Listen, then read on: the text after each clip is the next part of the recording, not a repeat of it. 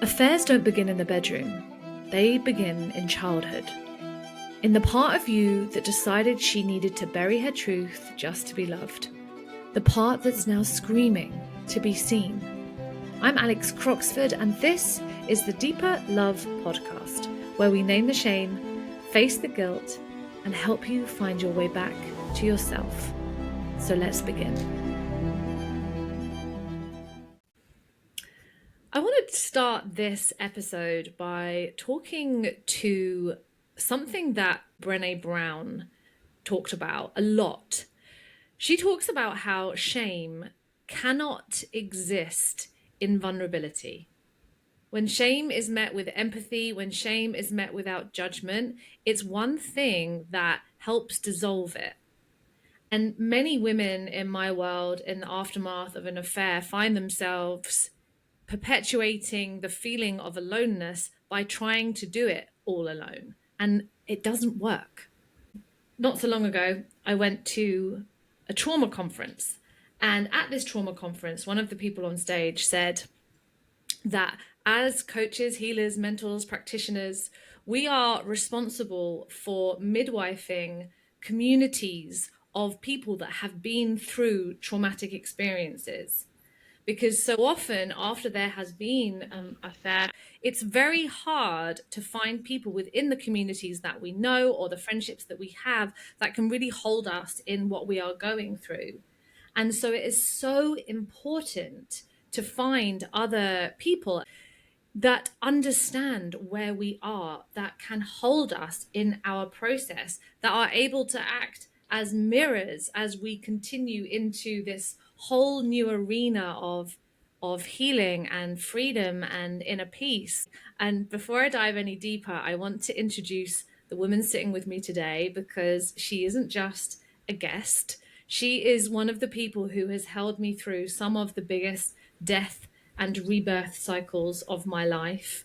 We actually met in a sound bath in Mexico City 3 years ago, and the conversation started because we both have curly hair and Lucy had an amazing pair of leather trousers on.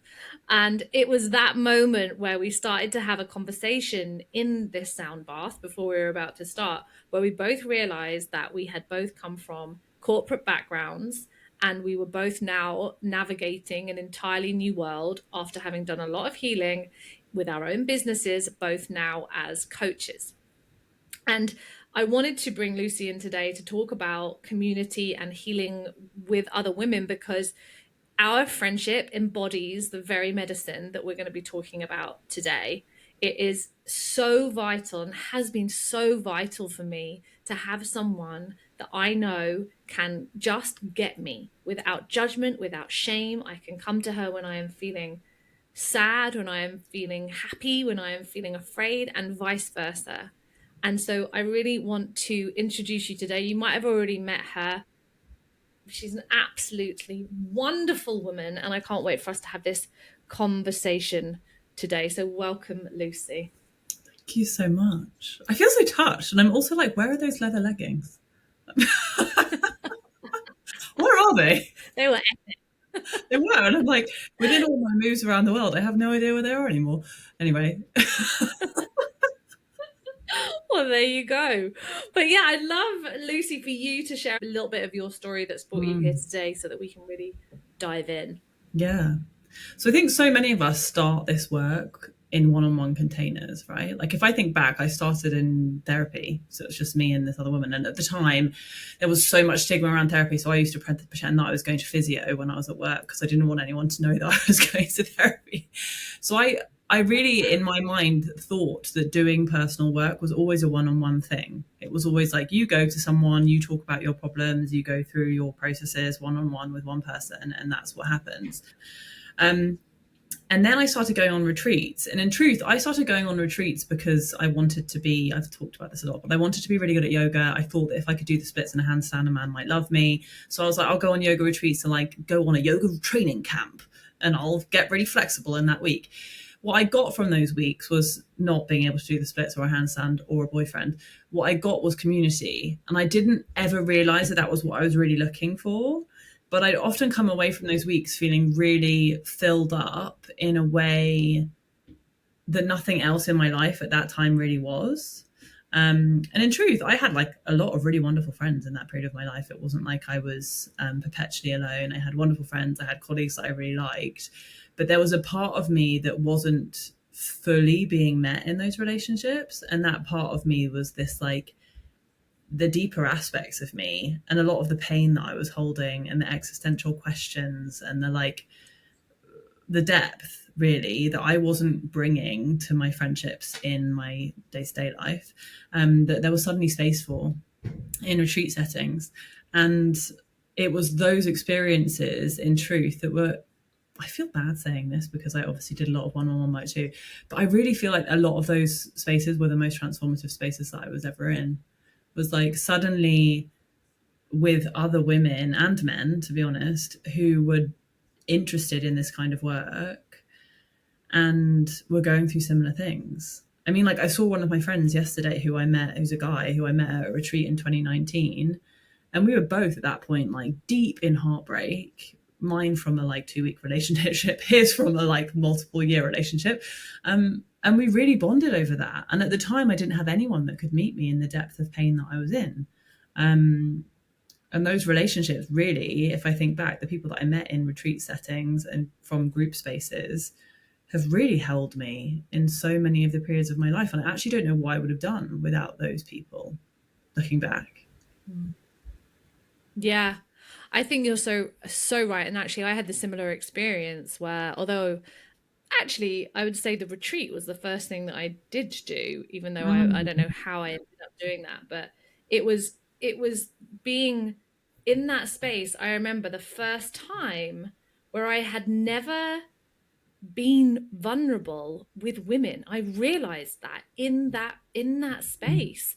And that blew my mind because I was already always someone who thought she had, great friendships and had a mum and a sister. And I was like, oh, I'm really open and I let people hold me and I let people um see me. And that was very eye-opening because I mm, realized that I didn't. But what that also gave me was this opportunity to almost take the mask off that I was having to wear so much in the outside world, or not that I had to, but I was wearing in the outside mm, world, and let people see me who were veritable strangers, but one of the women I met on that group, I am still really good friends with now, and that was in 2019. We just mm, met, and so there is something to be said about the vulnerability and therefore the level of connection that we can have when mm, we are in these group spaces with people who understand our pain and our heartbreak and are willing to be there with a judgment free lens because they also understand what it feels mm, like to be in XYZ, or what it feels like to have gone through an affair, what it feels like to be having gone through a breakup, all of these things where somebody is there saying, I see you and I hold you in this, mm, without being distracted because they need to you know, go and look after their really happy relationship or mm, whatever it is that they need to do. So I think there's something mm, so profoundly healing about being in that space and being vulnerable. It's a whole nother layer, and I was terrified of being vulnerable, and I know so many women in my world feel the same way, that fear of really being seen by someone. And I know yeah, we talk about this a lot because of course you have the dreaded sister wound that can also come up in these spaces. Like I know you yeah. talk about this quite a lot. Yeah, I mean, I just recorded a podcast about this because I was thinking about this, like this fear that so many of us have about being in women's spaces. And it's often a fear that we actually don't realize that we have, that we just say, like, oh, I feel a bit uncomfortable, or like, I don't fully trust women, or like, I feel more comfortable with men, or whatever. But for so many of us, there's a very, very deep wound that exists between women. And yes, it comes in part from childhood experiences. I don't think there are very many women that get out of school without having one of those weird situations when you turn up and suddenly no one's talking to you, or like you've suddenly become the butt of a joke. But really, this is like it's a very long-standing wound that goes back generations and goes back to like women suddenly being put up against each other and being competition to each other, of men being the gatekeepers of resources. Women have to fight for resources, so we end up being against each other. So there's this like very subtle competition that I think is inbred into us as women, that we're born with. And I actually, it's hilarious because I see my nieces and I compare them to my nephews, and I'm like, this can't be innate, that like there's a subtle competition, like a little bit of manipulation that goes on between little girls really young. Like I think we're born with this to a certain degree because trauma goes down generations. So if you're born in a female body, I really believe that there is a slight sense of competition. Like I must be the shiniest flower in the patch, and I need to kind of squish down all these other flowers. So I think a lot of us have experiences of that and therefore don't feel fully safe in all female spaces. And I told this story on the podcast that I recorded recently of when I was living in South Africa. I got invited to a friend's birthday and she was having like 15 of us over to stay at her house, and we were going to be doing like ceremonies and all these beautiful things, so it felt like really aligned for me to go. But the day before I was having an absolute meltdown. I was like, I'm fucking terrified, I don't want to go, I'm scared that everyone's going to know each other, I'm scared that like I'm going to be the odd one out, like I'm the only British one, they're all going to be South African, what happens if I don't understand cultural references? Like there was all this stuff coming up for me. I was like, oh my God, this is the same thing. It's the sister wound that's still here. But I think we need first of all to become aware that that exists, and that it's not something that's just innate in us of like, oh, I actually just don't like these spaces, that it's actually a trauma pattern. And I think I was listening to something earlier today that was saying like, I think some of the deepest suffering that women have is the disconnection, one, to themselves, and the disconnection from other women. Like I really, really fundamentally believe that we're not meant to get everything from men. Like, and we have this yearning of like, oh, my partner can't meet me, they're not giving me emotional intimacy or whatever. They're not meant to. I'm not saying that men are not meant to meet your emotional needs. What I am saying is there are certain needs that are meant to be met by women in your life. And currently we think that men need to meet those needs. And a lot of that is bred from the space of us not actually feeling safe with each other. And really needing to do the work to unravel that. And there is no sweeter place than putting yourself into female group spaces to see what comes up. Yeah. And that is so, you've hit the money on the nail on the head, should I say, with the fact that we do unconsciously put so much pressure onto our romantic relationships, believing that our husband, or even, you know, in a female partnership, I think it doesn't matter. We are putting so much pressure on our romantic other half to meet us in everything. And, you know, I think it's desperately unfair that we do that. And I think it's, you know, women, I hear women say over and over again, I need him to be more emotionally available. And I always say, well, what do you mean by that? Because I think we are in some way, like, don't get me wrong, there are a lot of men that are very disconnected to how they feel, but we're also expecting them to be able to connect to their emotions or to be able to hold space for hours in the same way that we know another woman can. And that gets us in all sorts of trouble because it feeds this story that it's not safe to be vulnerable, it's not safe to be in your emotions, that there's no container for your emotions. And trust me, there are men that have to do their work too, but we're not talking about that. But when we have girlfriends that we know can hold what we're experiencing and at the same time be able to hold them in the same way, it alleviates this added pressure that we're putting onto our own relationship in some way, because they're just never going to do that. Even yesterday or this morning, I was on a walk with Adam, and I can't remember what I was doing. I was telling him a story about something, and I told him a really long-winded version of it. And I said, sorry, that was a really long-winded version of what I needed to tell you. And he said, yeah, you told me like you were talking to another woman. And I was like, yeah, you're right, I did. And there's nothing wrong with that. We laughed about it. But, you know, we just don't communicate in the same way. We can't. And I think it's having at the same time exactly what you're saying as well, though. It's like that you can have many women in your life. You can have really old friends. You can have women that you've had in your life for 30 years, Mm, but longevity does not equal intimacy.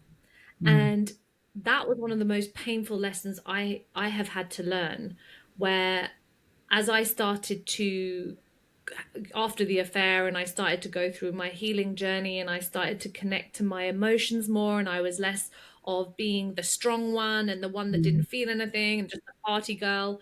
It was really hard for me to find women within my old friendship group that could really hold me in that, mm, because I wasn't the same woman anymore. I was actually deep in a trauma response after mm, my marriage starting to break down.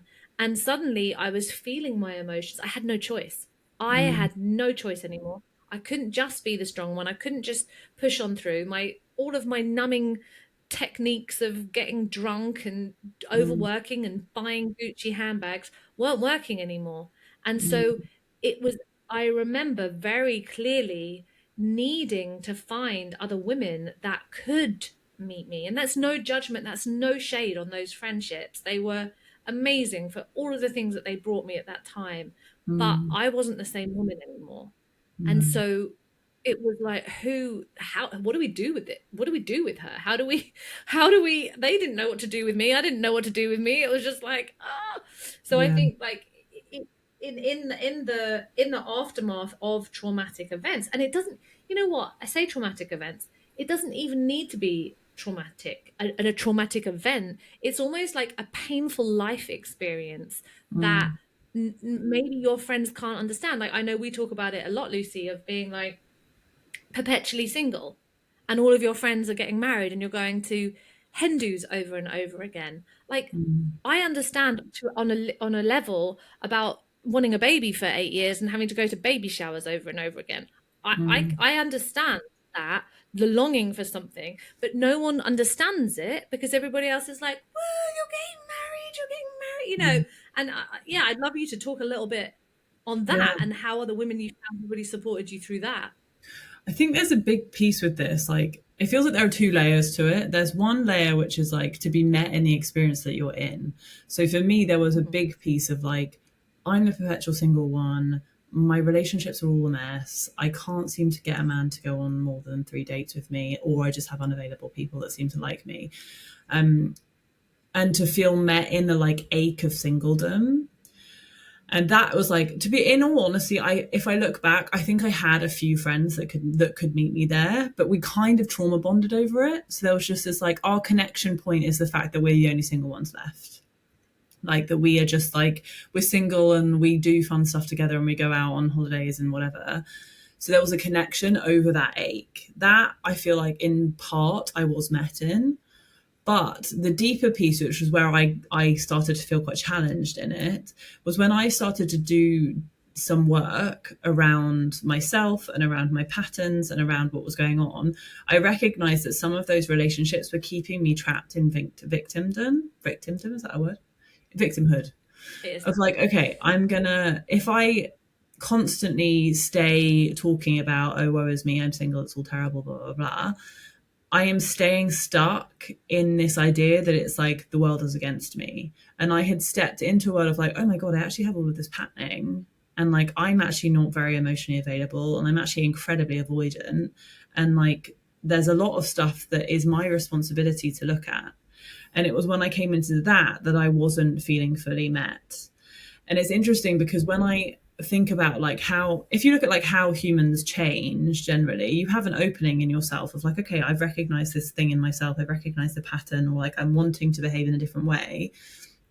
And the hardest thing to do is to make that change whilst in relationship, platonic or romantic. Like to show up as that new version of yourself in a relationship, especially in pre-established relationships, because inevitably in a relational field, there is a dynamic where the other person has put you in a box. So they've decided, you, Alex, you are this person to me. So I am going to keep talking to you as if you're this person to me. And it feels very uncomfortable for me if you show up and you're actually not that person anymore. So for me to show up in some of my relationships and be like, I'm actually don't want to be in this victimy thing anymore, and I want to be in like looking at my passions and recognizing what's going on.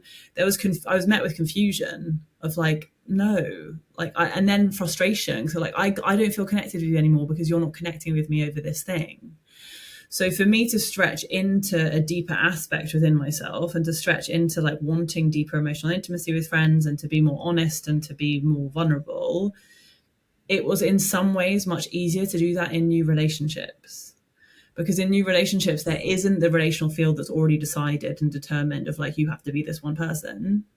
And also, layered on top of that, for those of us who have relational wounding, aka the majority of human beings, it's less vulnerable. Like, we can own the fact it's way less vulnerable sitting in a women's circle and saying, I'm really sad about a breakup, than it is sharing it with our closest people often. Or for you, for example, I don't know whether this was the case, but sharing with a group of strangers, like I've just had an affair and like my marriage is breaking down and I'm really struggling, sharing that with strangers, there's less at risk. It's like, it doesn't really matter. If these people are like, Lucy, you're fucking weird, I'm like, okay, I'm going home now, bye. Like, and in some ways, yeah, you could look at that and be like, well, that's a bit weird. You should be stretching and sharing it with people closest to you. Sure. And when we're stretching out the muscle of being vulnerable and the muscle of being open, I think it's a great thing to do it with people where there's less at risk initially, because it's like going to the gym and being like, okay, I'm going to pick up the like 1 kilogram weight. I'm not going to go and pick up like 100 kilograms straight away and just like try and lift it. It's like, do something that's slightly easier and less scary for your nervous system first. Not to say you like get rid of all your old friends and you're just like, bye. Don't do that. I did that to a certain degree and it was not helpful. But like, stretch into spaces where it feels a little bit like, oh, actually, maybe I can practice in this space sharing how I feel. And like, does anyone disappear? And if they do, it's less threatening to me than me showing up to my closest friend that I've known for 20 years and sharing something vulnerable and then them being like, you're a dick, you know? Well, yeah, and I think that, one of the most important things, and I learned this on my journey, and I had no idea about this, is that the key to the deep connection that so many of us, especially women, are really starting to crave now, especially as you kind of get into your like mid to late 30s, your early Mm, 40s, maybe older, you're starting to realize, you know what, I want to talk about more than just work or the mm, kids or the house extension. And we don't really know how to do that. mm, And one of the things that I had to have a very sharp learning curve on, and I see this time and time again with my clients too, is vulnerability is the key to deeper connection. And I think so many of us don't really understand what vulnerability really means. And it's almost like, do I just pour all of my emotions out on you, or do I like update you minute by minute of how I'm feeling throughout my day? Or, what does it even look like to mm, be vulnerable? How do you do that? And first of all, I want to honor how, as you mentioned, Lucy, like how awkward it can feel to suddenly be showing or exposing parts of ourselves that we've kept hidden for so long because mm, they felt too much, or they felt like no one's going to be able to hold me in this, or you felt like you've always had to be the strong one and there is no space for you to be held. No one can hold you. It's mm, better to just do it yourself. And I was someone that barely cried in front of my ex-husband. I think maybe 5 times in like 9 years until I told him about. wow. Yeah, I know. Yeah, seriously. Like I was just so disconnected and I felt so embarrassed. I just felt really embarrassed to cry God, in I'm front just of him. thinking, God, like I cry in front of someone probably like twice a month. Oh, I'm at like once a week, like with that now. But I I couldn't. It was like I felt stuck. I felt like I'd swallow it down all the time. I'd feel a lump in my throat. I'd swallow it down. Mm, I didn't want to be seen as weak. I didn't want to be seen as like I mm, couldn't handle life. And I can't even remember where I was going with this now. But vulnerability, that was it. So, mm, but as I started to unpack this. And not only did I see this in my romantic relationship, I also saw it in my friendships, that I wasn't sharing with anybody what was going on inside of me. Mm. So I was presenting this very well put together mask of the girl with the high flying job and the Botoxed face and the skinny body and the designer handbags. And, Mm. I kept everybody at such a distance. And from the outside, it looked like I was so together. Someone said to me the other day, this is actually really embarrassing, but someone who I haven't spoken to for like 6 years, and I worked with her in TV, and she contacted me for a very bizarre other reason, which I don't need to get into. But she said to me, "Yeah, you used to be so put together, Alex. It was only really when you would have a drink that I would think, ah, there she is." It's like, wow, wow. That's how tight and tightly wound and put together I was.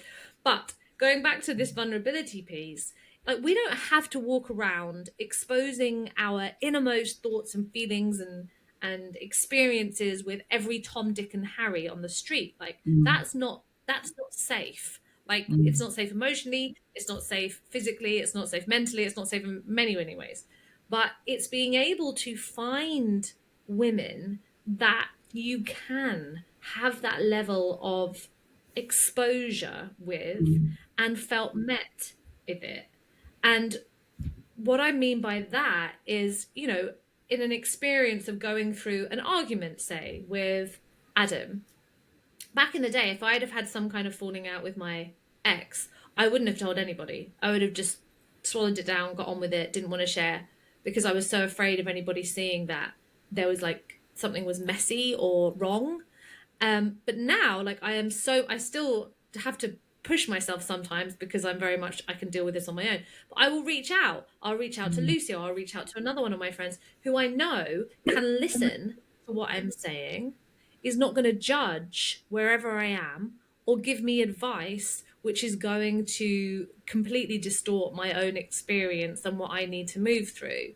And Mm. being vulnerable is really being able to share what is on your heart with somebody, not emotionally dumping on someone. I don't phone up and spend an hour just crying at Lucy. Mm. I will go up and I will share with her, I feel sad. I'm experiencing this right now, this difficult thing in my relationship. And, Mm. many times Lucy will say to me, what do you need? Or she'll be able to either offer me advice, or maybe she'll just be able to offer me comfort. But there are so many female friendships that can't offer this. And Mm. that's why we need to be able to create communities where women can meet each other, who Mm. can offer that.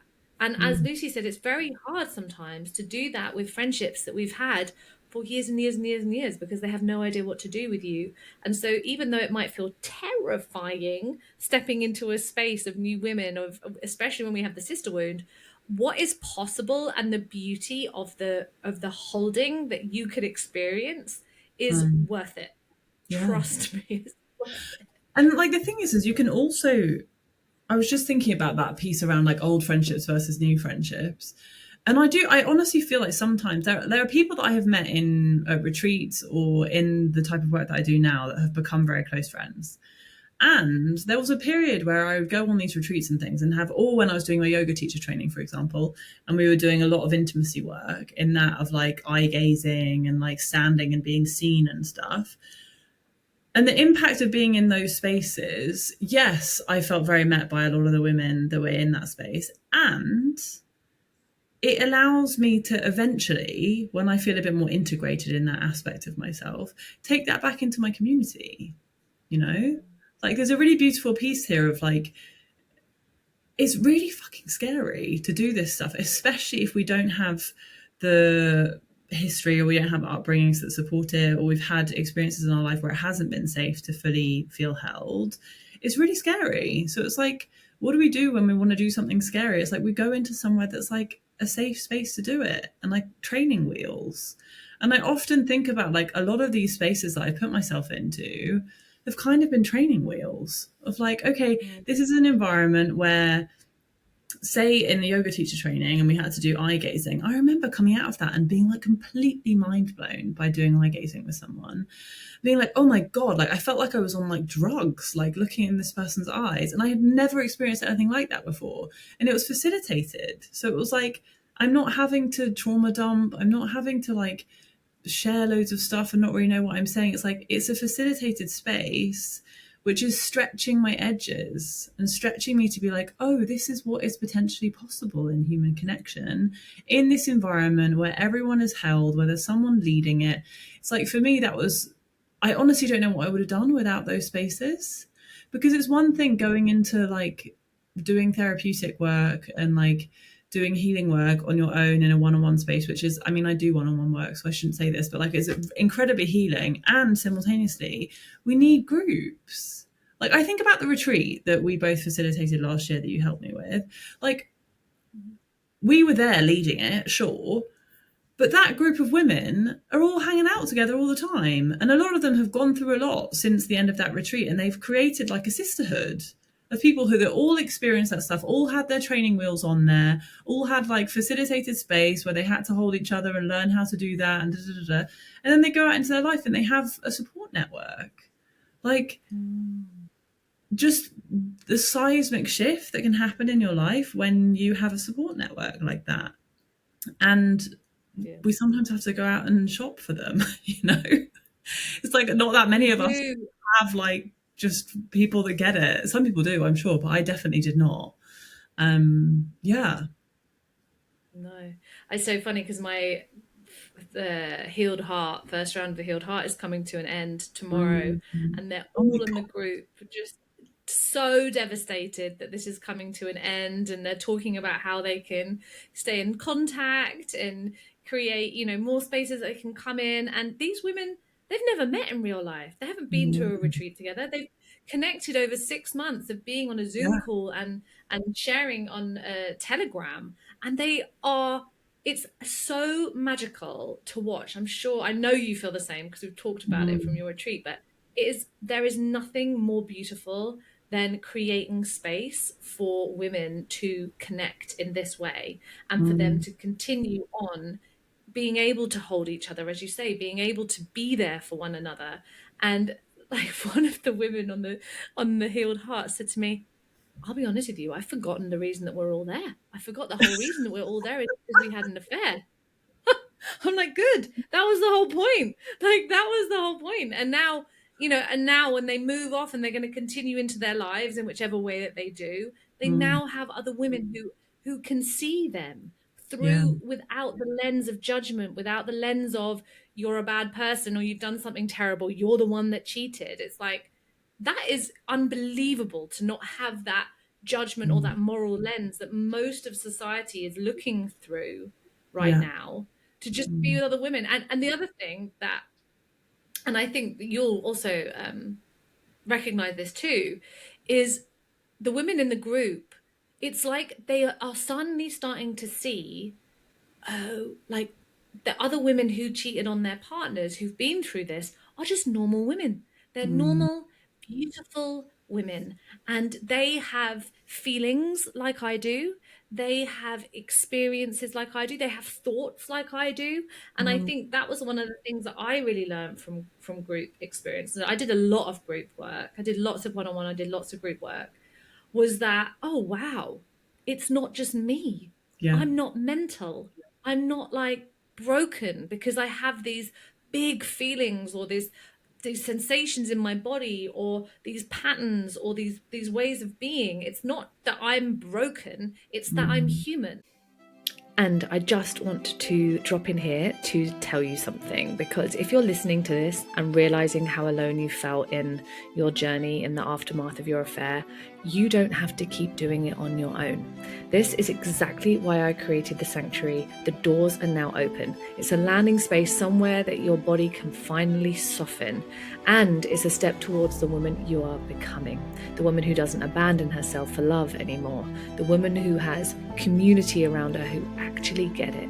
So if you want to be held whilst you heal, the founder rate is now open at £222 a month until Wednesday the 17th of December at midnight UK time.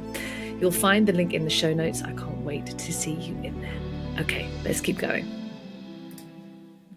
And the thing about one-on-one, and again, I do one-on-one too, but it as very healing, but you can stay stuck in the feeling that you are Well, broken the because number of times that I've asked therapists, like back in the day when I was like, first I went to therapy and I was like, I just need to get rid of this like anxious thing that I have in relationships. Like, if we could just do that in 3 sessions, that would be great. And I remember after one of the sessions saying to the therapist, like, is this normal? Like, do other people come with this stuff?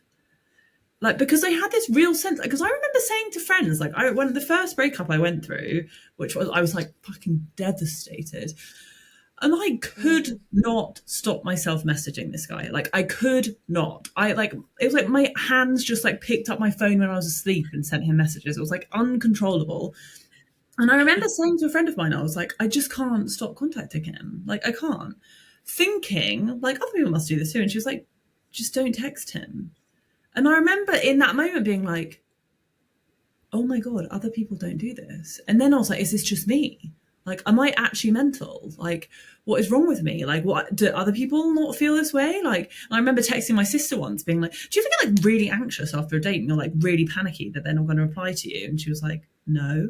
I was like, oh my God, I'm flawed. There's something really weird with me. What do I do? And I have to go to this therapy and pretend I'm going to physio so that no one knows that I am really weird. And then I get into a group of people that have similar things and I'm like, oh my God, okay. Like, I make sense. There's nothing wrong here. And the insane healing that just comes of being like the shared load of like, oh, you think this too. And I actually feel like I don't even know what to call myself. I really hate the word coach, and I know that is my title, but whatever it is that I do in the world, I feel that there is a responsibility to share in part my story so that people don't feel alone and think that they're weird for having the things that go on for them. And 2, to create spaces, because I have this like weird privilege of having a group of people that seem to find my work interesting. I'm like, let's bring you all together because you guys are all amazing. And like, for some reason you think my work is interesting. So let's bring you into a group and you guys can all be friends because you're all interested in the same stuff. You probably have similar patterning if you're resonating with my work. And like, what a gift to do that. When I think about the internet and just like the weird spider's web of people that have come together from all over the world, and if we can just bring them together into a space, like how magical that is. It actually makes me feel quite emotional when I think about, like, I was doing this breathwork thing over 4 weeks and having this group of women, and some of them were in the US and some of them were in the UK, and like some of them have met each other at day things I've done in London, and just like these people never would have met if these spaces didn't exist. And what a gift that is, and a responsibility, you know. yeah, both. And I think that, like, on the flip side, I've seen this in my Healed Heart group as well. One of the more challenging parts, as we've already touched on, is like the sisterhood wound and the pain that can come up in friendships. And this can also happen. Like, let's be real. This can happen in group work as well. And this is something that I really want to talk to you because I think this is what scares us, right? Being triggered by other people in a group or someone saying something or upsetting us. But what I want to invite in is that sometimes that trigger is exactly the healing that you need. Because when we're triggered, one of my old mentors used to say, like, as soon as you can make friends with your trigger, you are on the right path. Because the trigger is just showing us where we're not yet free. And if that trigger is coming up in a relational field, which is a facilitated container of women, I can almost guarantee that whatever trigger you're experiencing here is one that you're also going to experience in your romantic relationships. And so, how perfect that you get to move through this experience held, being able to be guided, not having to do this on your own, and probably beginning to heal the root of that pain that's keeping you stuck in the same patterns in your relationships.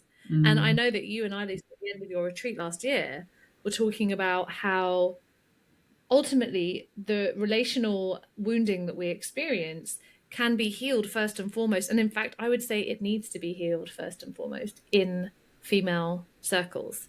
Yeah. Because if you can't really truly share how you feel, if you are not able to ask for what you need, if you're not able to ask for what you want, if you find yourself abandoning yourself or swallowing what you really want to say, or you're terrified of upsetting someone else so you don't speak up, Mm. whatever is happening in your friendship is happening in your relationships. And Mm. that is a very kind of quite painful sometimes to see, Yeah. and yet also can be deeply healing when we begin to look at what is it that's actually causing that pattern. Why am I stuck in this Mm. space of saying yes when I mean no, or Mm. thinking that I have to be perfect in order to be loved, or that my only worth is my achievements and what I can talk about on the news and all of the things that I can remember that make me sound intelligent, and it's not Mm. enough to just be me. Or the other one, I have to dim my light all the time. Like I have to stay small. I can't be too Yeah. big because friends don't accept me or partners don't accept me if I am me. And Mm. those things will come up in group spaces. They just do. Always. But there is so much, like if we can not be afraid of it, if we can actually lean in and be like, you know what, that safety that that group can create, if it's held well, is is honestly going to do you just so much good, so much. One of the facilitators of the retreat that I went on for myself in September said, which I really loved, he was like, this space is a playground of your life. Like everything that happens in this space is happening in your life, just with a huge magnifying glass on it. And if we can look at it through that lens, like it's really powerful. Like I remember going on a yoga retreat where I met my friend Adam actually. And I was at this period of my life, I was like so deep in performance. It's like, oh, like kind of comical to think back. It was like I'd stand at the top of my mat and be like annoyed that the teacher wasn't making us do harder poses because I wanted to show the group that I was the most flexible. I was like so in the most performative version of me. And she used to come up to me and be like, Lucy, your work is to sit in child's pose. And I was so triggered. So I was like, no, I need to show the group that I am really good at yoga.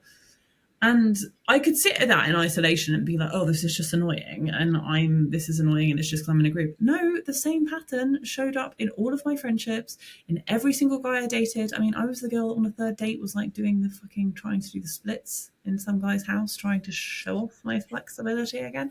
So it's like, it's literally like you with a magnifying glass on. And Yeah. it's so powerful to look at that stuff in dynamics where there's not as much relational capital, because you can start to, it's the training wheels thing of like, okay, in this space, can I stretch into something new? Can I be like, what does it feel like to do something different? And to be like, I'm super triggered here, but there's support and there are people that are like doing this work too, and maybe I can voice it. And like, the insane shifts that can happen in that dynamic, Yeah. which is really hard to do. And there's also a piece here, sorry, I'm on a rant here. There's a piece here about like echo chambers too, and the power of being in a different echo chamber, of just recognizing that like sometimes we have to be put in a new echo chamber to meet ourselves in a different way. And if we stick in our same old echo chamber forever, it's much, much harder to change. Yeah, yeah. It's much harder to heal, much harder to change, much harder to soften the hard edges so many of us have like created. Like I remember in my friendship group, one of my old friends from the past said to me, "You've changed." Mm. And I didn't really know what to do with that because I can't see myself. I've been doing work on myself and I'd been going through a separation. So I'm not surprised that I had changed in hindsight, but there was no celebration for that. Mm. It was like she couldn't accept the change. And I do believe there will be events in our lives, especially the aftermath of an affair, that will change Mm. you. It's going to change you. There is it's so huge. You do not need to just carry on regardless as though nothing has Yeah. happened. Like this will forever change you. Potentially possibility of being in the best way possible. But right now, wherever you are at is perfect. And to know that it's okay that it changes you. It's okay that this is probably going to have to soften you in some way because you can't use the same tough Mm. girl, strong one, survival that you've always had. and Mm. and and so it's really hard trying to find other friends that can still be like, okay, you've changed and I'm still here. And that is actually the sign of a really good friendship that knows that there will be ebbs and flows in life. There will be things that will change. You will change. Your relationships will change. Jobs will change. You'll grow. You'll heal. You'll go into a hole. You'll come back out of the hole. And it's being able to be in that changing landscape and someone just be solid and be like, I am here and I will Yeah. be here when you're out the other side of this and I will hold you through it. And often when we are in a healing phase, if none of our other friends, some of us will be lucky enough to have friendship groups where that's already happening. That's amazing. But if there isn't, then as you said, it's like we've got to try and find or other communities that can understand and hold Yeah. us in it, even if that feels stretchy, even if that feels Mm. scary, if even if that feels like I am so out of my comfort zone, I don't even know what to do with this right now. Mm. I mean, when I first walked into that retreat, I was like, I'd never even, I think I'd meditated, I'd been to a yoga, done yoga a little bit, but I was under no circumstances consider myself a spiritual person, or would I be burning sage or be surrounded by crystals. And when I walked into this space, it was like I opened the door and there was like sheepskin rugs everywhere and crystals laid out across the entire room. And there was like healing music playing and sage burning. And I was so out of my comfort zone. I was just Yeah. like this, and I remember sitting down on the mat, and as soon as I sat down on that yoga mat that was laid out for me, I burst into tears, and that just wasn't me. But it was almost like this space created an environment where I was able to actually soften a little bit and to take Mm. off the performance of needing to be perfect and needing to Mm. have it all sorted. I remember the first time I talked about my eating disorder in that group. I'd never said that out loud to anyone, and it was Mm. just it was held and no one judged me, and everybody was just like, that must have been really hard. I was like, Mm. fuck, yeah, it has been really hard actually. Like, Yeah. wow, thank you for holding me in that. And it, life changing. That was life changing, that experience for me. What was it like for you first saying that you had an affair in those spaces? If I'm honest, I took a long time before I said that because I wasn't in any spaces that were particularly designed for people that were having affairs or had had an affair. Mm. I think maybe in the retreat, I said I'd kiss someone else. And actually, I'll tell you what happened. And that felt fucking terrifying to me because at the time, my ex-husband didn't know. So I was admitting this out Wow. loud to strangers, and I was really scary. So I was very tender with it, but it was almost like I needed to say it out loud. I needed someone to be able to hold it, and it felt like the space was safe enough.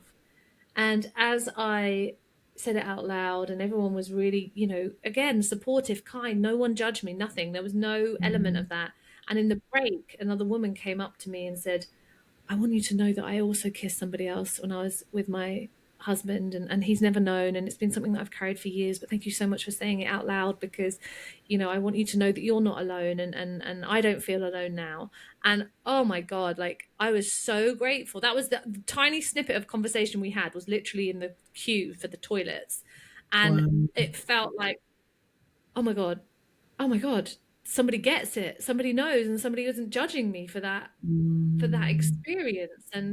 And yeah, that felt really, oh, so nourishing, so like it's almost like my body just relaxed in that Yeah. moment of just I mean, and even to a degree, working with my coach and my mentor at the time and my therapist, it was like being able to be really vulnerable with somebody, and I'd never been vulnerable in my life, was and somebody to hold me in it, to someone to let me cry and not try and fix me or tell me it's because I was hungry or tired or whatever else it was, or Mm, premenstrual. It was just like, no, you can cry. Like, I'm going to mm, sit here whilst you cry. And that is something else. We always tell people, oh, don't cry, don't cry. We mm, don't understand how to actively hold space for a friend because no one's ever mm, taught us. We think we no. should say don't cry, or oh, you don't need to cry now, or oh, stop crying. Can't think of any other things, but because that's what our parents told us. No one said, I'm just going to sit here and I'm going to just, what do you need? Like, Mm, it's okay, what do you need? yeah. And that's life. That's also life changing, I think. Mm, totally. Totally. God, I was just thinking about that, like the first spaces that I went into and how foreign it was. And like I sometimes take that for granted now that like I've been in this world for a while and I like am quite regularly in community type spaces. But like the tiniest things I'd held on my heart for so long and felt so ashamed of. And suddenly being in a group of women that were talking about like it was literally at this one retreat where I just like burst into tears about having like really hated boarding school and just like started crying about boarding school and like the impact that I thought that had on me, and like people listening and there being space for it.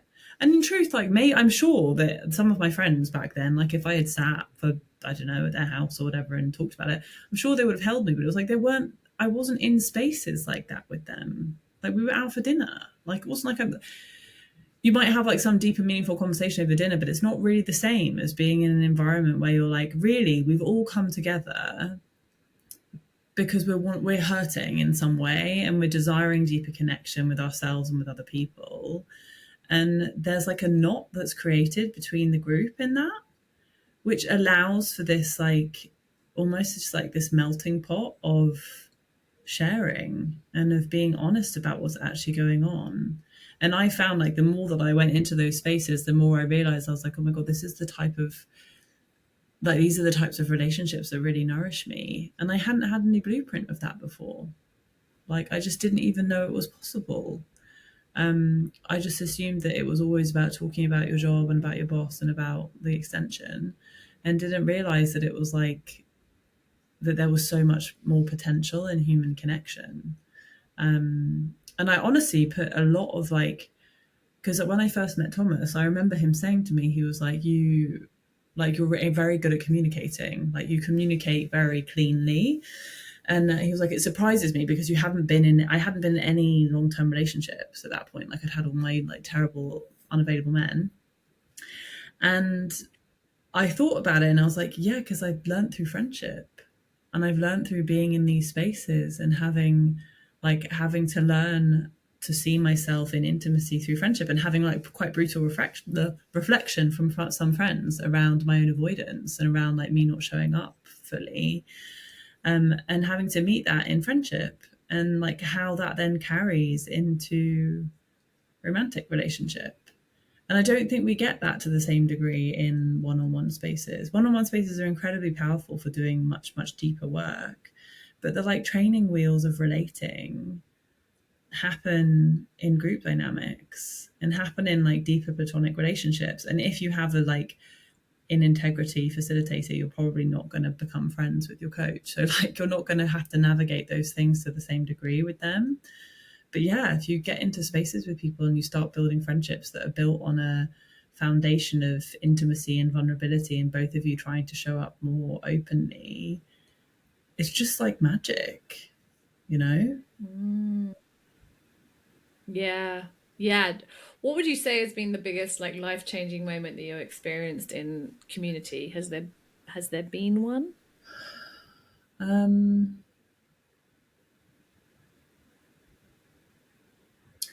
I think I had like, I mean, this was actually quite recent, to be honest. It was when I went to that retreat in September.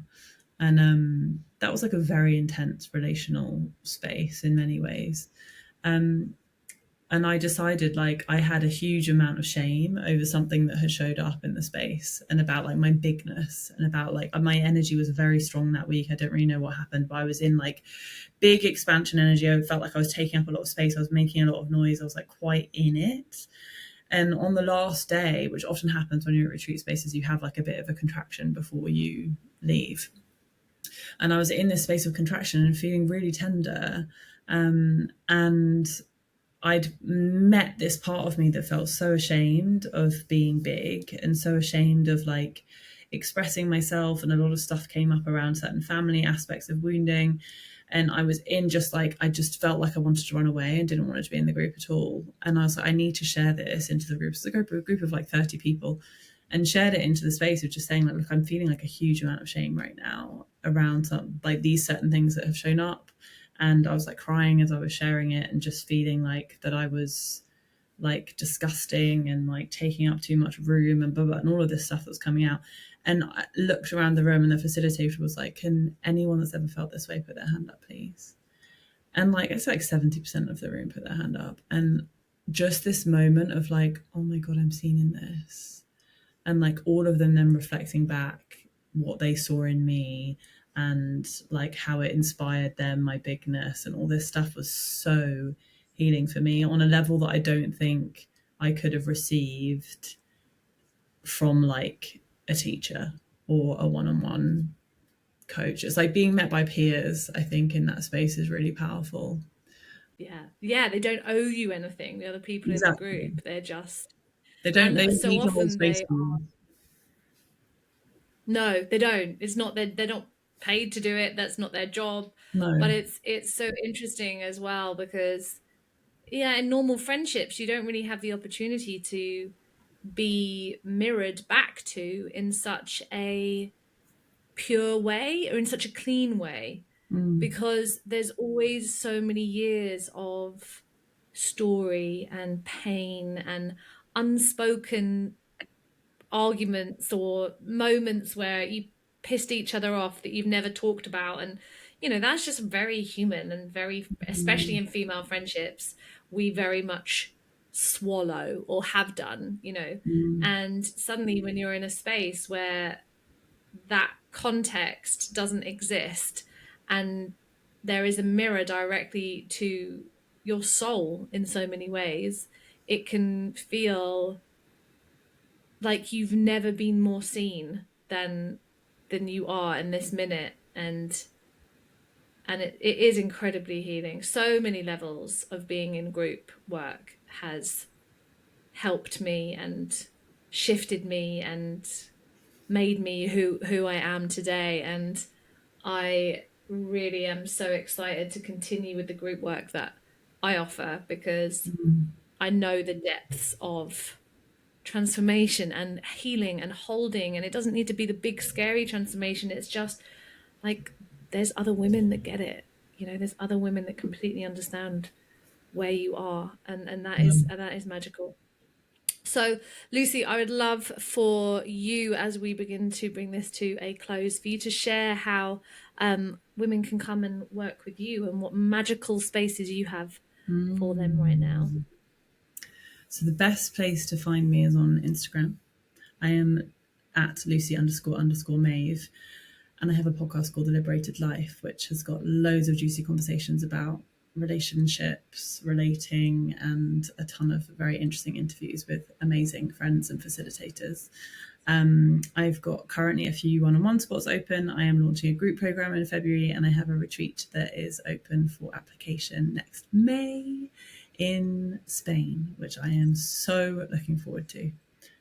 So yeah, you can message me on any of those different pieces, and I'll come back to you with information.